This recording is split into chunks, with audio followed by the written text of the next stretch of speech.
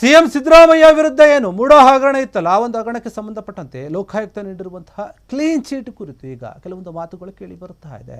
ಜನಪ್ರತಿನಿಧಿಗಳ ವಿಶೇಷ ನ್ಯಾಯಾಲಯ ಎಂದು ಮಹತ್ವವಾದಂತಹ ತೀರ್ಪನ್ನು ಪ್ರಕಟಿಸಲಿದೆ. ಹಾಗಾದ್ರೆ ಏನಾಗಬಹುದು? ಸಿಎಂ ಸಿದ್ದರಾಮಯ್ಯ ಅವರ ಒಂದು ಹೆಸರು ಕೇಳಿ ಬಂದಿತ್ತು, ಮೂಡೋ ಹಗರಣದಲ್ಲಿ ಏನೋ ಇವರ ಕೈವಾಡ ಇದೆ ಅಂತ ಹೇಳಿ. ಆ ಕುರಿತಾಗಿ ಈಗಾಗಲೇ ಲೋಕಾಯುಕ್ತರು ಕ್ಲೀನ್ ಚೀಟ್ ಅನ್ನು ನೀಡಿದರು. ಅದೇ ಕುರಿತಾಗಿ ಜನಪ್ರತಿನಿಧಿಗಳ ವಿಶೇಷ ನ್ಯಾಯಾಲಯ ಎಂದು ಮಹತ್ವವಾದಂತಹ ಆದೇಶವನ್ನು ಪ್ರಕಟಿಸುತ್ತೆ.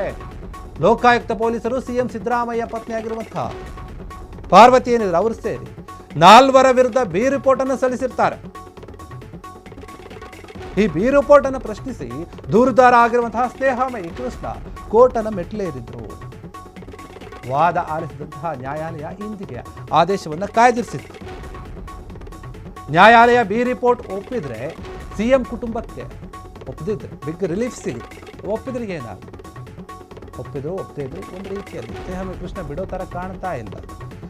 ಯಾವುದೇ ರೀತಿಯಾಗಾದರೂ ಸರಿ ನಾನು ಸಿಎಂ ಸಿದ್ದರಾಮಯ್ಯ ಅವರಿಗೆ ಶಿಕ್ಷೆಯನ್ನು ಕೊಡಿಸ್ತೀನಿ ಅಂತ ಹೇಳಿ ಹಿಂದೆ ಒಂದು ಮಾತನ್ನು ಹೇಳಿದರು. ಅದೇನೇ ಆಗಲಿ, ಬಿ ರಿಪೋರ್ಟ್ನಲ್ಲಿ ಏನೋ ಒಂದು ಗೊಂದಲ ಇದೆ, ಸಿಎಂ ಸಿದ್ದರಾಮಯ್ಯ ಅವರು ಅಧಿಕಾರವನ್ನು ಬಳಸಿಕೊಂಡು ಅದನ್ನು ಕೂಡ ತಿರುಚುವಂತಹ ಕೆಲಸವನ್ನು ಕೂಡ ಮಾಡಿರ್ಬೋದು ಎನ್ನುವಂಥ ಆರೋಪ ಕೂಡ ಮಾಡಿದ್ರು. ಈಗ ಏನಿದೆ, ಬಿ ರಿಪೋರ್ಟನ್ನು ಸಲ್ಲಿಸಿದ್ದಾರೆ, ಅದನ್ನೇನಾದರೂ ಒಂದು ವೇಳೆ ಕೋರ್ಟ್ ಒಪ್ಪಿದರೆ ಸಿದ್ದರಾಮಯ್ಯ ಕುಟುಂಬಕ್ಕೆ ಓಕೆ, ಇವ್ರದ್ದೇನು ತಪ್ಪಿಲ್ಲ ಅನ್ನೋ ಥರ ಬಂದ್ಬಿಡುತ್ತೆ, ಅವ್ರಿಗೆ ಸ್ವಲ್ಪ ರಿಲೀಫ್ ಸಿಗುತ್ತೆ.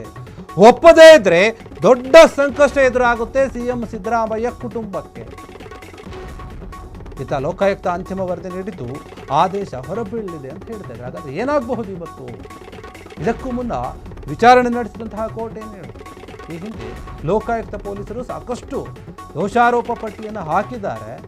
ಆದರೆ ಯಾಕೆ ಅಂತಿಮ ವರದಿಯನ್ನು ಸಲ್ಲಿಕೆ ಮಾಡ್ತಿಲ್ಲ ಅಂತ ಹೇಳಿ ಜಡ್ಜ್ ಪ್ರಶ್ನೆ ಮಾಡಿರ್ತಾರೆ ಈ ಹಿಂದೆ. ಇದಕ್ಕೆ ಉತ್ತರಿಸಿದಂತಹ ಲೋಕಾಯುಕ್ತ ವಿಶೇಷ ಸರ್ಕಾರಿ ಅಭಿಯೋಜಕರು ಏನು ಹೇಳ್ತಾರೆ, ಈಗಾಗಲೇ ಅಂತಿಮ ವರದಿಯನ್ನು ತಯಾರಿ ಮಾಡಿದ್ದೀವಿ ನಾವು, ಅಂತಿಮ ಅಂದರೆ ಅನುಮತಿ ಸಿಗಬೇಕು, ಅದಕ್ಕೆ ಅಂತಿಮ ವರದಿ ಏನಿದೆ ಅದನ್ನು ಇದು ಮಾಡೋಕ್ಕೆ ಅದಕ್ಕೆ ಸಿಗದ ಕಾರಣ ನಾವು ಸಲ್ಲಿಕೆ ಮಾಡಿಲ್ಲ ಅಥವಾ ಮಾಡ್ತಿಲ್ಲ ಅಂತ ಹೇಳಿಕೆ ಕೊಟ್ಟಿದ್ದಾರೆ. ಸ್ವಲ್ಪ ಸಮಯವನ್ನು ಏನಾದರೂ ನೀಡಿದರೆ ಶೀಲ್ಡ್ ಕವರ್ನಲ್ಲಿನೇ ನಾವು ವರದಿಯನ್ನು ನೀಡ್ತೀವಿ, ವರದಿಯನ್ನು ನೀಡೋಕ್ಕೆ ನಾವು ಸಿದ್ಧರಾಗಿದ್ದೀವಿ ಅಂತ ತಿಳಿಸ್ತಾರೆ. ಹೀಗಾಗಿ ಏನು ರಾಜ್ಯದಲ್ಲಿ ದೊಡ್ಡ ಮಟ್ಟದಲ್ಲಿ ಚರ್ಚೆ ಆಗಿತ್ತು. ಮೊದಲ ಬಾರಿಗೆ ಮೂಡಾ ಹಗರಣದ ಒಂದು ವಿಚಾರ ಕೇಳಿ ಬಂದಾಗ ಅದರಲ್ಲಿ ಸಿಎಂ ಸಿದ್ದರಾಮಯ್ಯ ಅವರ ಹೆಸರು ಮತ್ತು ಸಿಎಂ ಸಿದ್ದರಾಮಯ್ಯ ಅವರ ಹೆಂಡತಿಯಾಗಿರುವಂತಹ ಪಾರ್ವತಿ ಅವರ ಹೆಸರು ಕೂಡ ತಳಕು ಹಾಕ್ಕೊಂಡಿತ್ತು. ಯಾಕಂದರೆ ಅಕ್ರಮವಾಗಿ ನಿವೇಶನಗಳನ್ನು ಪಡೆದಿದ್ದಾರೆ ಇವರು. ದೊಡ್ಡ ಮಟ್ಟದ ಕೋಟ್ಯಾಂತರ ರೂಪಾಯಿ ಮೌಲ್ಯದ ಬೆಲೆ ಬಾಳುವಂತಹ ಜಾಗಗಳನ್ನು ಪಡೆದಿದ್ದಾರೆ. ಅದು ಸಿಟಿಯ ಸೆಂಟ್ರಲ್ಲಿ 14 ನಿವೇಶನಗಳನ್ನು ಏನು ಪಡೆದಿದ್ರು ಆ ಒಂದು ವಿಚಾರವಾಗಿ ಈಗ ಮತ್ತೆ ಇದೇ ವಿಚಾರವಾಗಿ ಕೋರ್ಟ್ ಒಂದು ಮಹತ್ವವಾದಂಥ ಆದೇಶವನ್ನು ಕೊಡುತ್ತೆ. ಇವರು ಲೋಕಾಯುಕ್ತ ಪೊಲೀಸರು ಏನು ಬಿ ರಿಪೋರ್ಟನ್ನು ಸಲ್ಲಿಕೆ ಮಾಡಿದ್ದಾರೆ ಅದನ್ನು ಒಪ್ಕೊಳ್ಳುತ್ತಾ ನ್ಯಾಯಾಲಯ, ಇಲ್ಲ ತಿರಸ್ಕರಿಸುತ್ತಾ. ಸ್ನೇಹಮಯಿ ಕೃಷ್ಣ ಮಾತ್ರ ಈ ಒಂದು ವಿಚಾರದಲ್ಲಿ ನಾನು ಸುಮ್ಮನಿರೋದಿಲ್ಲ ಅನ್ನೋಂಥ ರೀತಿಯಲ್ಲಿ ನಡೆದುಕೊಳ್ತಾ ಇದ್ದಾರೆ. ಶಿಕ್ಷೆ ಕೊಡಿಸ್ತೀನಿ ಅಂತ ಹೇಳ್ತಾ ಇದ್ದಾರೆ. ಒಂದು ವೇಳೆ ಒಪ್ಕೊಂಡ್ರೆ ಸಿದ್ದರಾಮಯ್ಯ ಅವರಿಗೆ ಒಂದು ರಿಲೀಫ್ ಸಿಗುತ್ತೆ, ಫ್ರೀ ಆಗ್ತಾರೆ ಈ ಕೇಸ್ನಿಂದ, ಅವ್ರ ಕುಟುಂಬ ಕೂಡ ಅಷ್ಟೇ. ಒಂದು ವೇಳೆ ಒಪ್ಕೊಳ್ಳದೆ ಹೋದರೆ ಮತ್ತೆ ಈ ಒಂದು ಕೇಸ್ನ ಒಂದು ವಿಚಾರವಾಗಿ ಇವು ಕಾನೂನಿನ ಹೋರಾಟ ಮಾಡಬೇಕಾಗುತ್ತೆ, ಸಂಕಷ್ಟ ಎದುರಾಗುತ್ತೆ. ಸ್ನೇಹಮಯಿ ಕೃಷ್ಣ ಹೇಳ್ತಾ ಇದ್ರು, ಲೋಕಾಯುಕ್ತ ಪೊಲೀಸರು ಸರಿಯಾದ ರೀತಿಯಲ್ಲಿ ಬಿ ರಿಪೋರ್ಟನ್ನು ಸಲ್ಲಿಕೆ ಮಾಡಿಲ್ಲ, ಅದರಲ್ಲಿ ಸಾಕಷ್ಟು ಲೋಪದೋಷಗಳಿದೆ, ಒತ್ತಡಕ್ಕೆ ಮಣಿದು ಆ ರಿಪೋರ್ಟನ್ನು ಕೂಡ ತಯಾರು ಮಾಡಿರುವಂತಹ ಸಾಧ್ಯತೆ ಇದೆ, ಕೆಲವೊಂದು ಸತ್ಯಗಳನ್ನು ಮರೆಮಾಚಲಾಗಿದೆ, ಈ ರೀತಿಯ ಆರೋಪಗಳನ್ನು ಮಾಡಿದರು. ಈಗ ಅದರ ಕುರಿತಾಗಿ ಇವತ್ತು ಒಂದು ಆದೇಶ ಬರ್ತಾ ಇರೋದ್ರಿಂದ ಏನಾಗುತ್ತೆ ಅಂತ ಎಲ್ಲರೂ ಕೂಡ ಕಾದು ನೋಡ್ತಾ ಇದ್ದಾರೆ.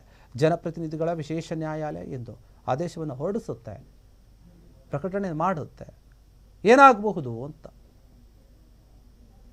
ಈಗಾಗಲೇ 4 ವಿರುದ್ಧ ಅಂದರೆ ಸಿಎಂ ಸಿದ್ದರಾಮಯ್ಯ, ಪಾರ್ವತಿ ಅವರನ್ನು ಸೇರಿ 4 ವಿರುದ್ಧ ಬಿ ರಿಪೋರ್ಟ್ ಸಲ್ಲಿಕೆ ಆಗಿದೆ. ಈ ಬಿ ರಿಪೋರ್ಟ್ನಲ್ಲಿ ಪ್ರಶ್ನೆ ಮಾಡ್ತಾರೆ, ಏನೋ ಒಂದು ದೋಷ ಇದೆ ಅಂತ ಹೇಳಿ.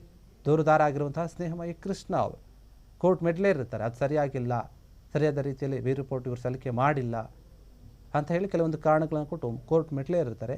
ಅದನ್ನು ಕೋರ್ಟ್ ಕೇಳಿ ಓಕೆ ಸರಿ ಅಂತ ಹೇಳಿ ಅದೆಲ್ಲವನ್ನು ಆಲಿಸಿದಂಥ ಕೋರ್ಟ್ ಇವತ್ತಿಗೆ ಕಾಯ್ದಿರಿಸಿರುತ್ತೆ, ಆದೇಶವನ್ನು ಕೊಡ್ತೀವಿ ಅಂತ ಹೇಳಿ. ಇವತ್ತು ಆದೇಶ ಹೊರಗೆ ಬರಬೇಕು.